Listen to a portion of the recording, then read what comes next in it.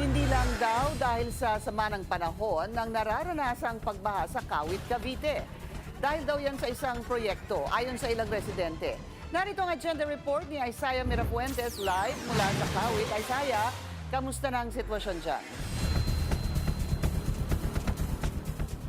Hindi kasalukuyan nga tayo nakararanas ng malakas na pag-uulan dito ngayon sa Cavite. Partikular na punasan ako sa may barangay Gahak, Kawit, Cavite. At gabi na nga, Pinky, pero makikita mo sa aking likuran, mataas pa rin ang level ng tubig baha na nararanasan ng mga residente dito. At alam mo, Pinky, karamihan sa mga residente dito sa barangay na ito humihingi na ng saklolo sa pamahalaan dahil taon-taon na raw nila itong nararanasan na parang wala na raw solusyon at tila mas lumala pa.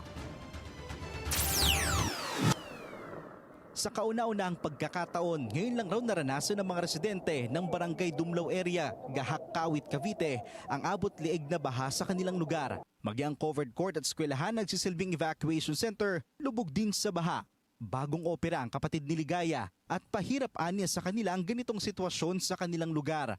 Sobra po, kasi totoo lang konting buhos ng ulan, baha na po sa loob ng bahay. Tapos ang tagal niyang mawala. 2 days, 3 days. Hindi katulad dati na isang baha, wala na, okay na.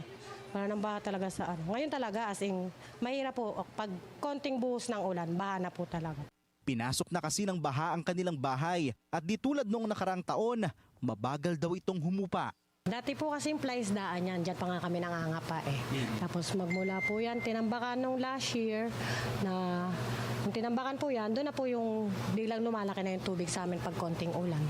Kasi plaisdaan po dati yan, hanggang doon, layo po yan. Tapos magmula nung tinambakan yan, binabahan na po kami. Ang mga residente may suspetsya na sa dahilan ng matinding pagbaha. Nireklamo na raw ng mga residente ang proyekto at pansamantala nang nahinto ang pagtatambak. Pero tila hindi umubra dahil pinagpatuloy raw ulit. Iba naman ang katwiran ng mga opisyal. Ang problema kasi natin, sumasabay yung buhos ng ulan sa high tide. So malaking epekto po yun. Pero katulad ho dito, dun sa lahat ng mga residente na nandito, catch basin po kasi yung 4 towns natin. Karamihan po sa kanila, nakatira sa danger zone.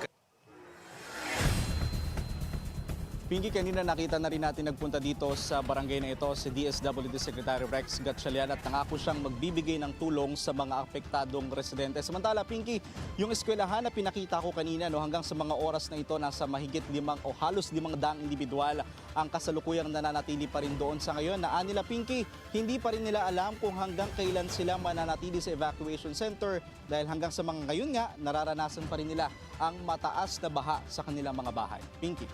Maraming salamat, Isaiah Mirafuentes, nag-uulat ng live mula sa Kawit, Cavite.